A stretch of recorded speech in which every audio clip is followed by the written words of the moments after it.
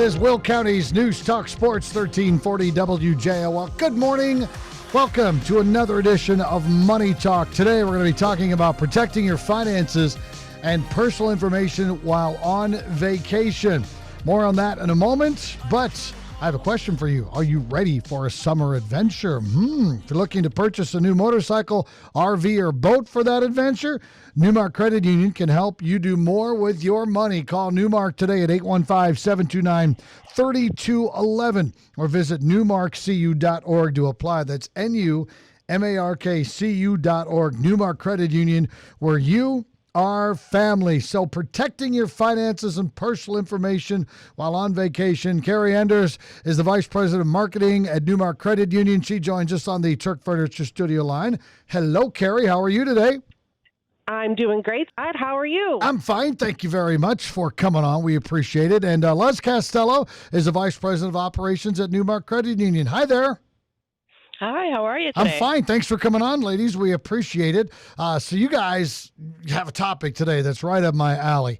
I want to go on vacation. Okay, I don't have one planned. We did a family vacation in January, and we went to New York City, and thank goodness nothing happened to us. You figured it might there when it comes to getting stuff taken away from you.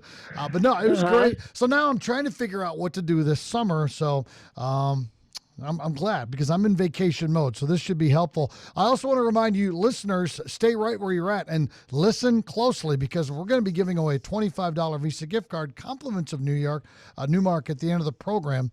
Listen to what the ladies have to say. I'll ask you a question that has to do with something one of them said, and we will ask you to repeat that later on and give the first correct caller a prize. So there you go. Well, Kari, let's find out, before we get into the topic today, what's going on at the credit union this summer. Are you guys busy? We are busy. Yeah, we're helping people with their auto loans. We're also helping people with home equity lines of credit as well. A lot of people are making home improvements, maybe not today in the hot heat, but we're helping people do that as well. So come on in. We'll be happy to help you out with whatever you want to do this summer. Yeah, and I think it's important, too, with the financial times, the way that they are, with interest rates, going here or going there, with inflation and things like that. I know your professionals there are available to talk to people about budgets and just good advice when it comes to managing your finances, because professionals can really help in times of need. Absolutely. Yeah, we can sit down and talk about your situation, see where we may be able to help you out, maybe consolidate some bills here and there to help your monthly expenses go down, help you ride some things out.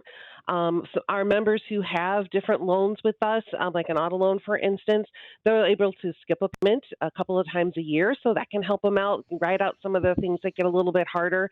But again, we work with all of our members and help them with all their situations. So Nice. If something you need some additional help with, we're happy to help, and come on in. We'll help you out. Let's talk about what your role at the credit union is. You are the Vice President of Operations. What does that mean? Well, Scott, that simply means that I oversee the operations department, and the operations department provides support to our members and staff on the various back office functions. Unlike the staff up front that talks to the members, we kind of handle behind the scenes things like debit cards, wire transfers, and things like that. Okay. All right. Well, Kari, let's get into the topic here today. Protecting your finances and personal information while on vacation. Lots of people hitting the road, heading out on vacation this year. We need to be careful about our finances, and that's what we're basically going to be talking about today. Yes, and while we're looking to take some time off and relax and have some fun, the fraudsters and the criminals out there are getting to work, unfortunately. And that's always been the case, but even more so now, especially when times get tougher for everyone. People are looking to take advantage, unfortunately. So we just need to be careful. We're going to talk about some technology things that criminals use to their advantage that we just need to be careful of on top of our finances and watching out for what we're doing, and then just being careful when we're away, because when we're out and about in a place that we don't know, we look like tourists no matter what we do. So, we just need to be careful when we're out there. Especially if you wear those white tennis shoes, right? And have a Yes. fanny pack on. You look like a tourist. Fanny pack. Yep.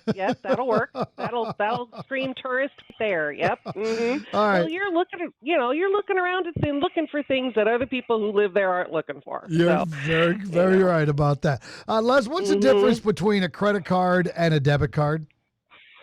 Well, the most important difference between the two is the debit card allows access to the money in your account, unlike a credit card, which is going to allow access to a line of credit. So that's the big major difference between the two that people should really be aware of. Okay, which one should you use more while you're on the road? Honestly, it's a good idea to travel with both. Taking different forms of payment on vacation with you ensure that you have access to your money when you need it. The important thing to remember is to protect your cards, monitor your account, and use the card control features that let you temporarily shut down your card if you discover a problem. Okay. Let me ask you a question as well, because I'm a little confused on this. So when I go to, let's say, a gas station, and it asks me, is this a debit card or a credit card?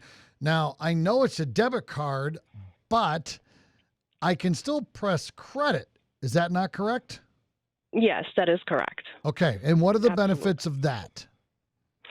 Well, honestly, there's a lot of different things that kind of fall into play there.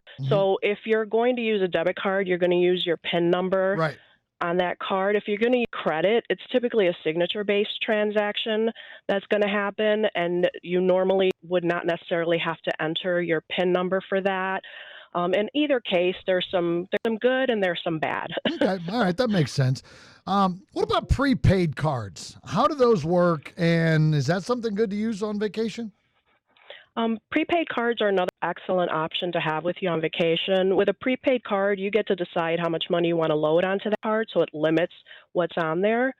And it works just like your debit card. You can use the card to withdraw money at an ATM or sign for purchases. Okay. Kind of like old school. And I don't know if either one of you will remember these. I remember going on vacation with my parents, the traveler's checks. I think they were American Express traveler's checks. You guys remember those? Yeah. Uh-huh. Oh, yeah, definitely.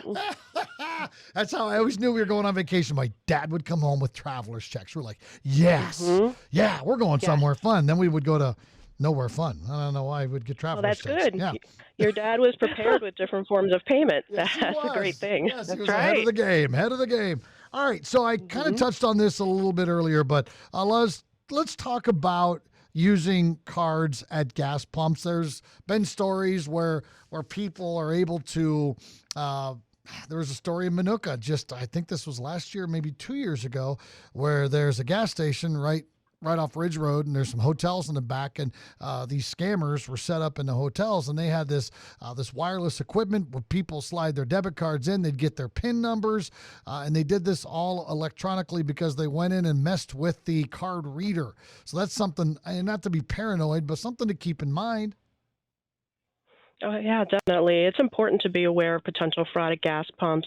So according to the Federal Trade Commission, there are billions of dollars lost to fraud each year, and the use of a skimmer on a gas pump is one of those scams that's used to commit that fraud. Those skimming devices can be placed on the card readers, and these devices read the information that's on your magnetic stripe that's located on the back of the card. Sometimes they also use little cameras to see you enter your PIN number, which is another way that they get access. And the skimmers are not always easy to spot. So trying to compare the card reader and PIN keypads from other pumps around you, see if that one looks slightly different. Also looking for anything that's unusual or loose that's stuck to the card reader. Honestly, the best way to avoid a skimmer is to either pay inside or use that contactless tap to pay feature that's on your card if that pump has that option. Yeah, those are nice. No doubt about that. Yep, very, very safe for sure. We're talking today with Kari Endres, the Vice President of Marketing at NuMark, and Les Castello, Vice President of Operations at NuMark Credit Union. Kari, what about using an ATM? Should travelers be careful? Always, yes. You should always be careful when you're using an ATM. But the skimmers that Lucy was talking about at gas pumps can also be on ATMs. So you want to make sure that you're using ATMs that are inside buildings that are being well monitored. So somewhere near where the registers are, that's more desirable. You don't want to use ATMs by yourself on dark streets or in corners. I mean, they do have, ATMs that seem to be like just the beaten path, but you probably don't want to go there if you can avoid it. And you want to pay attention to your surroundings. So you want to look to see if anybody's looking behind you, what you're doing, and and there are also cameras as well. So and those cameras can be so small you wouldn't even see them. So when you're putting in your PIN number, you want to make sure you're covering your hand when you're putting in your PIN. And then you don't want to take out large sums of money at once if you can avoid that as well. And so, and sometimes, like if you're going through a drive-through, if there's one outside, it can be windy as well. So when that cash comes out, you want to make sure that you are just there and you just grab it and take it with you. And the other thing is you don't want to count it when you're standing right there to see if you got what you needed, because if you didn't get the number of bills that you're looking for, what are you going to do? You really can't talk to the ATM at that point, right? So, just take it with you because someone else will be watching how much you took out. And then, and the other thing is you may want to consider just planning ahead and thinking about what cash you might need and using your cash wisely when you're on vacation. So maybe you don't have to go to an ATM, but if you do, consider maybe doing cash back at a point of sale, going to a grocery store and getting cash back that way. That might be a safer alternative than using an ATM. Okay. What about social media? Should you be posting pictures online while you're traveling? I see it all the time. I get jealous, and I think that's why people do it. Yeah. Well, you want to share the moment, right? It's kind of fun. I'm doing all this fun stuff and sharing the pictures. Well, it's a judgment call. You should be very careful, though. If you don't have the security protocols up on your social medias the way you should, and as we all know, things change, right? The criminals are able to get through different things, a friend of a friend or something along those lines. I don't know exactly how they do it all, but they may be able to figure out that you're not home. Yeah. And that's the thing that you really need to be careful of. So it's a judgment call. I would avoid doing it. And besides, if you wait till you get home, then you can sort through all your pictures and you just post all the best ones. Right? So right. That's kind of fun. Yeah. Yes. What about people traveling internationally? I'm a fan of going overseas. I love getting out of our country and experiencing what life is like, especially over in Europe. What about some tips from people who want to go out of the United States? I agree. I'm itching to be able to do that again soon. There's a great perspective that things change when you're far away, and I think that's a really good thing. And so you want to learn about exchange rates. You really do need to do your homework. Yeah. So there's a way to download currency converters as an app, so you can check out how much things are costing on the go. I think that would be very, very helpful. You also want to find out, how much a taxi ride should really be in certain areas. So if it really should be $10, you should be leery if someone's going to try to charge you $30. Just kind of be aware as much as you can. You do want to bring a small amount of your own cash in the currency of where you're going. It's good to have that for if you're going to local markets or places that you wouldn't expect them necessarily to be able to take your credit card, just like here, right? Sure. You can't really use your credit card everywhere. So you can actually come into the credit union and ask for that for different currencies. It usually takes about 24 to 48 hours to get it. But then, of course, when you're out and about in another country, you don't have to flash large amounts of cash around either. That just makes you a target. But you can also split up some of your money and your cash within what you have and put it in separate places. So if your purse or wallet is stolen, you may have funds someplace else, like in your suitcase or your camera case. Right. Okay. And use a hotel safe if one's provided to you to lock up your valuables. That's a really good idea to do as well. Yep, no doubt. And if you go to a decent hotel on the road, they will have those little, in the closet, those little safes that you type in your own code to and your own combination. You'll be good to go. Les, what about renting a property? Are there things you should watch out for? People are going to Airbnb. They're going to VRBO. They're going online and just finding personal ads. What should we look out for when renting a property? Well, there are a lot of rental scams out there, so always book through a certified travel agent or a travel site. Try to avoid paying rentals with cash transfer platforms like Zelle, Venmo, Apple Pay, Cash App. If you use this type of payment, Visa doesn't have a way to recover that money that you spent on that on that venue that you went to, because that venue, maybe somebody's making believe they're renting out a property and just trying to grab your cash.